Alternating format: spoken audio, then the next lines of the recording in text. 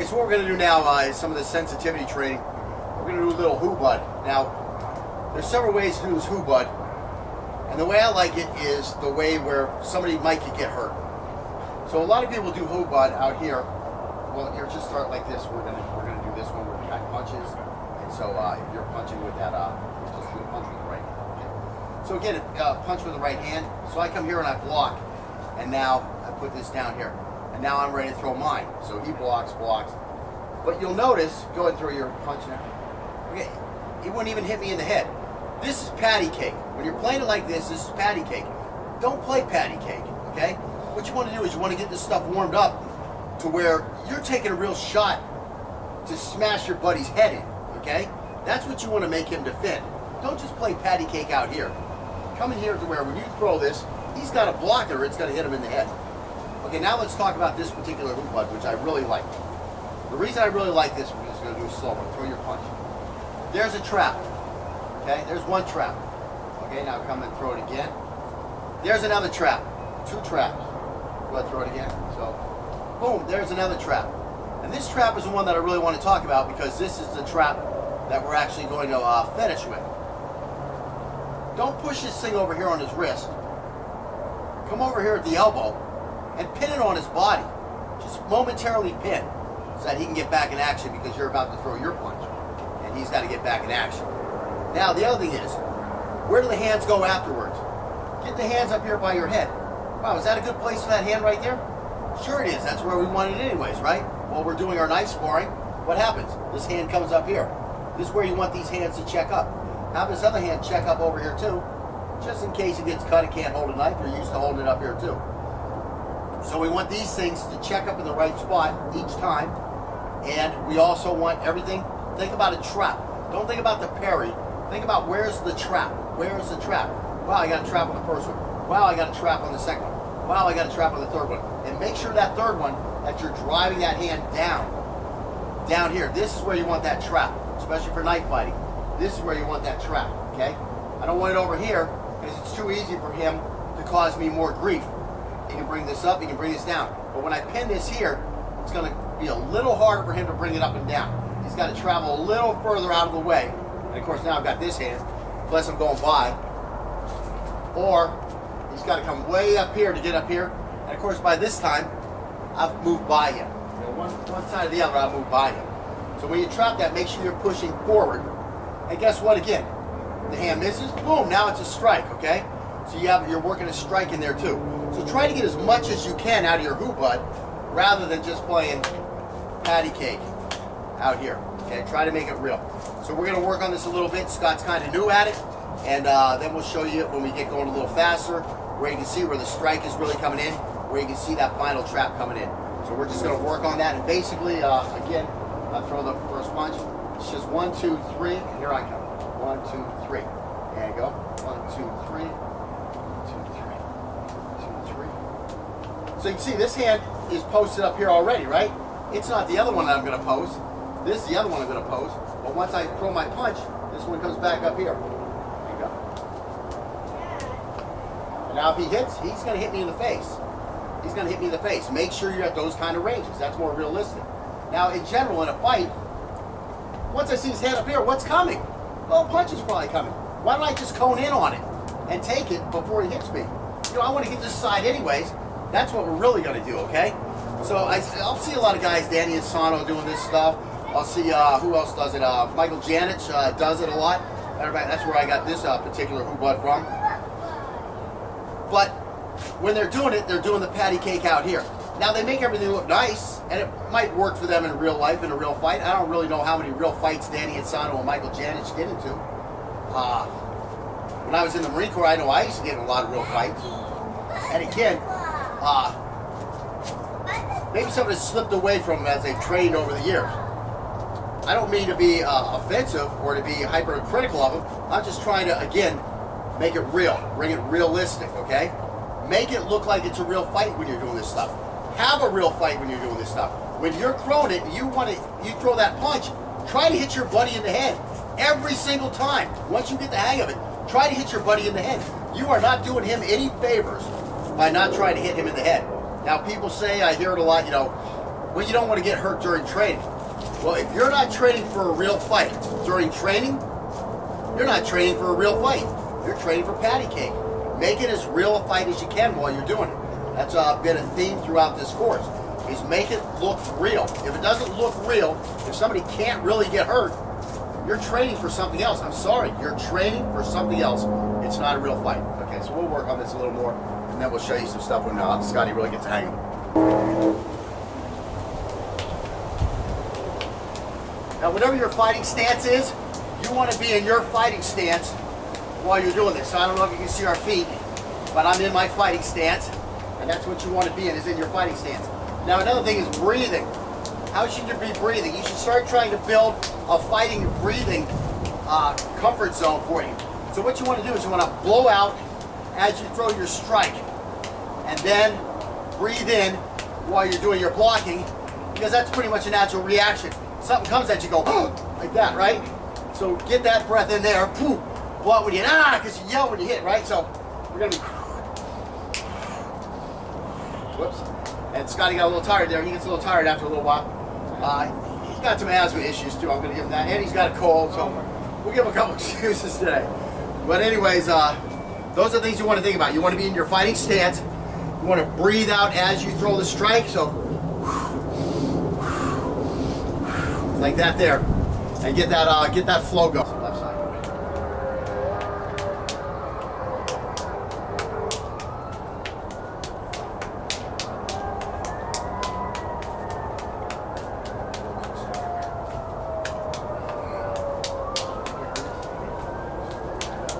Almost makes it hard to get that burst to the chin.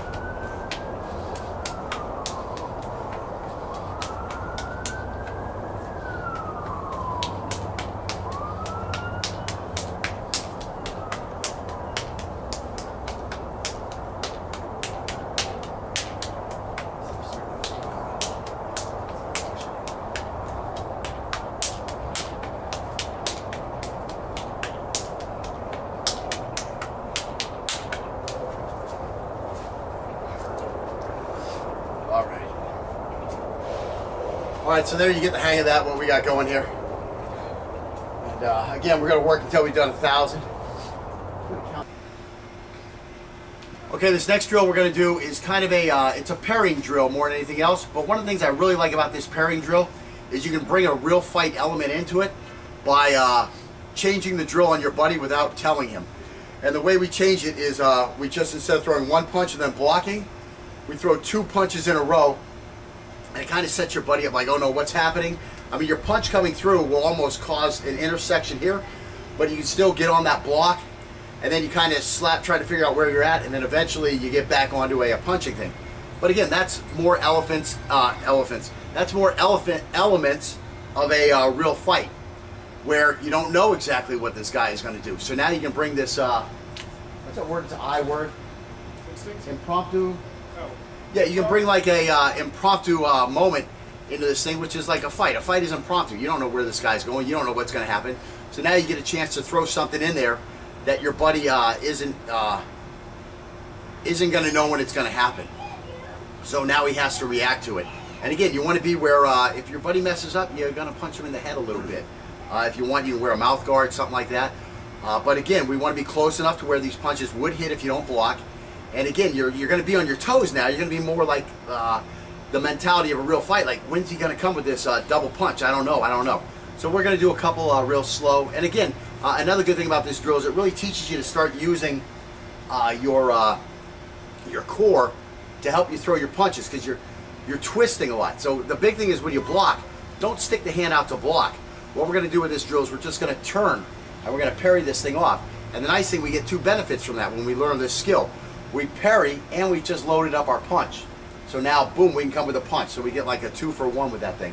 That's basically what we're going to do. Just throw some rights and block each other's rights, and then at any moment, somebody can go with a double punch, and then we'll be blocking the left punch. So it's kind of a nice drill.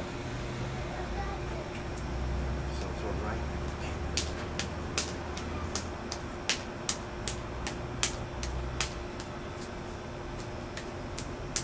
See, he switched it up on me there. I was able to keep that punch from hitting me.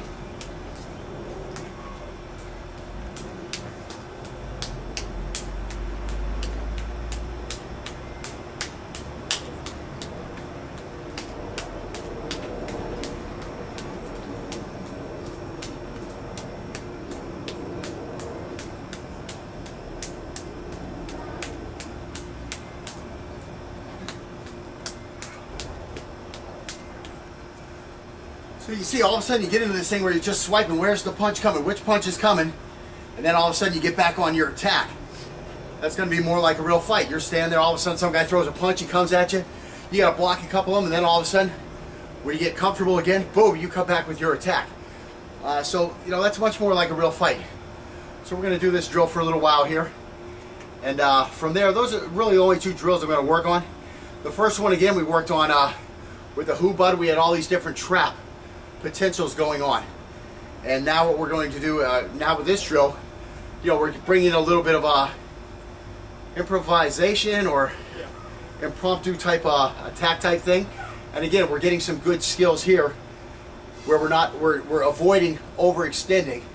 We're avoiding just using that arm to block this stuff off, and we're making it more with the body. Of course, a lot of times we're coming to the side with that knife anyways, and now all of a sudden we're twisting this way, and now we have to make a block with a knife somewhere along that line. So the drill all integrates into all that basic movement that we use, and it really gets the hands into a more, what I would say, you know, ready to react to anything that comes at you.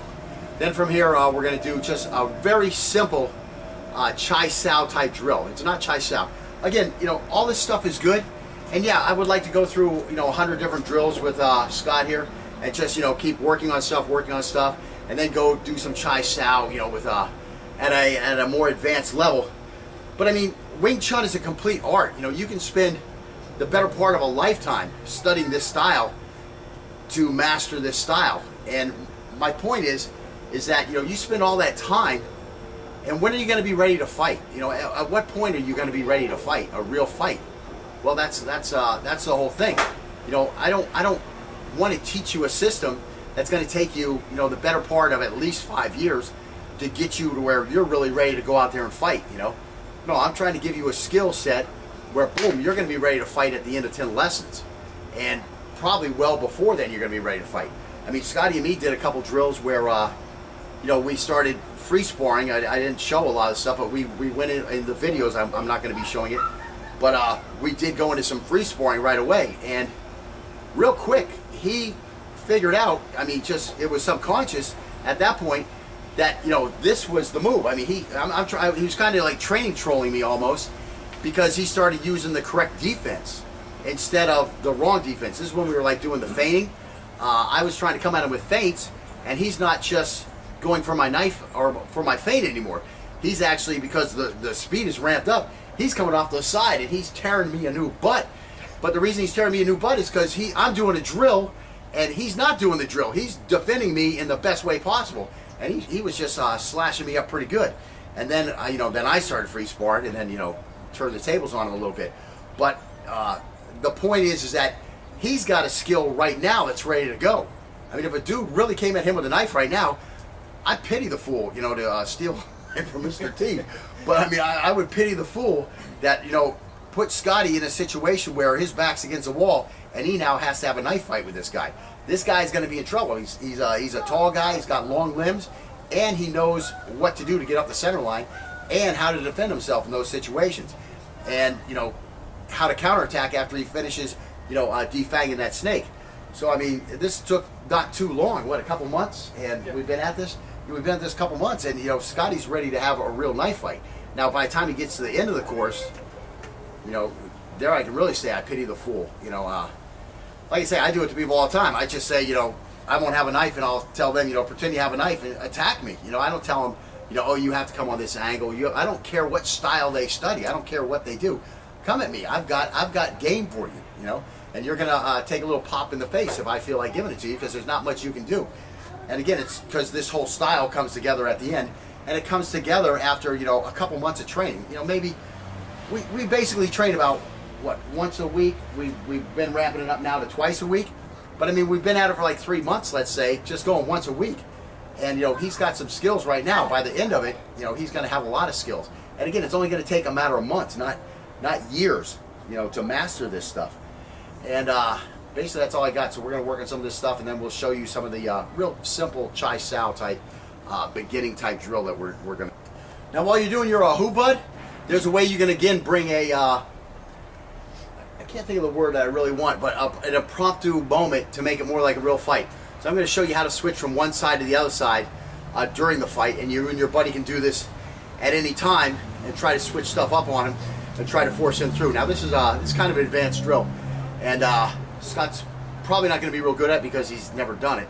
So I'm going to show him how to do that real quick. We'll go slow, and that'll make it easier to get back into the fight. But now again, you can be doing hoobud, and you know, it kind of gets boring once you get the whole patty cake thing down. But now you can turn that into an improvised moment by all of a sudden changing the attack. So we'll show you how to do that. Oh. And when you change the attack, all you're really doing is you're changing from one side to the other. Now there are other little tricks that you can formulate on how to make one flow to the other. And we may work on some of this stuff more as we're going on. But I'm kind of happy with what Scott's picked up off the drills already. And then we're going to just do a little one-touch, what I call one-touch chai sao. And you'll see some of that again. Drill, this is not what I want to do real quick. So once you get me off with your other hand, you know, off of what I'm thinking, you know, then I go to... Okay, so let's get ready to start this one. Okay, so here we are doing our little hoobud drill. And I want to bring in an improvised, impromptu moment. So what I'm going to do is with the trapping hand, when I get down to the bottom, I'm just going to pull this to the side here. And now I'm going to throw a punch, and what he has to do is come here, right. So now he's got that there. So from the other side, again, when I trap down the bottom, I just pull this here, and I come with an attack. There you go. So now you don't let your buddy know when you're going to do this, and when you throw your punch, you throw a real punch at him. Now you may not be able to continue the hoobud drill, but as long as he blocks a punch, he was successful. So he wasn't too successful there, but he got the hands up and things started flowing around. So let's try that the other way. This time you try to just go slow. Here comes my punch, and try to whenever you can try to change the drill. Just stay slow like this. So whenever you want, you're going to grab my hand and pull it to the outside. So here I come, and again, that time we got back on the same fist. So we'll try it again. So there's my drill here. Now comes my punch. My punch. Whatever you want, try it again. My punch. Oops, I messed that up.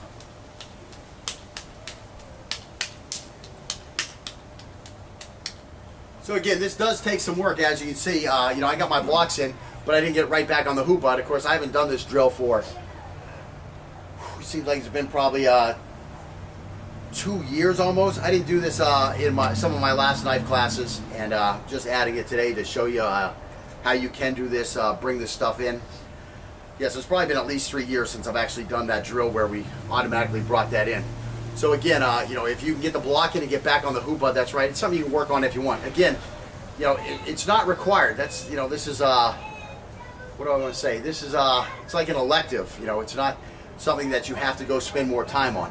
Like I say, I wanted Scotty to do this hoobud drill to get a little sensitivity going, and I wanted to do this other drill so that he started using the body more, and you're getting these pivots in, and still picking stuff up, and being able to throw the double punch and pick those up, and get back in the fight with a little bit of improvised impromptu-ness, let's say. So anyways, now we'll look at that one-touch chai sao. Trap. Don't think about the parry. Think about where's the trap. Where's the trap? Wow, I got a trap on the first one. Wow, I got a trap on the second one. Wow, I got a trap on the third one. And make sure that third one, that you're driving that hand down here. This is where you want that trap, especially for knife fighting. This is where you want that trap, okay? I don't want it over here because it's too easy for him to cause me more grief. He can bring this up, he can bring this down. But when I pin this here, it's going to be a little harder for him to bring it up and down. He's got to travel a little further out of the way. And of course now I've got this hand, plus I'm going by. Or he's got to come way up here to get up here. And of course by this time, I've moved by him. Okay, so what we're going to do now is some of the sensitivity training.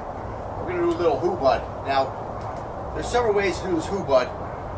And the way I like it is the way where somebody might get hurt. So a lot of people do hoobud out here. Well, here, just start like this. We're gonna do this one where we got punches. And so if you're punching with that, just do a punch with the right hand. Okay. So again, punch with the right hand. So I come here and I block, and now I put this down here, and now I'm ready to throw mine. So he blocks. But you'll notice, go ahead and throw your punch now. Okay, he wouldn't even hit me in the head. This is patty cake. When you're playing it like this is patty cake. Don't play patty cake, okay? What you want to do is you want to get this stuff warmed up to where you're taking a real shot to smash your buddy's head in, okay? That's what you want to make him defend. Don't just play patty cake out here. Come in here to where when you throw this, he's got a blocker, it's going to hit him in the head.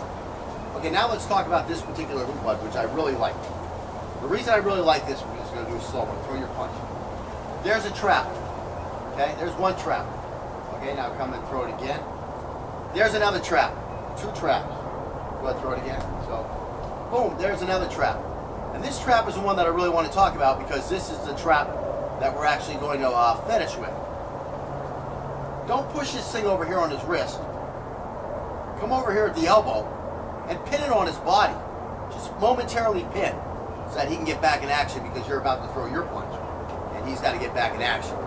Now, the other thing is, where do the hands go afterwards? Get the hands up here by your head. Wow, is that a good place for that hand right there? Sure it is. That's where we want it anyways, right? While we're doing our knife sparring, what happens? This hand comes up here. This is where you want these hands to check up. Have this other hand check up over here too, just in case it gets cut, it can't hold a knife. You're used to holding it up here too. So we want these things to check up in the right spot each time, and we also want everything, think about it, one side or the other, I'll move by him. So when you trap that, make sure you're pushing forward.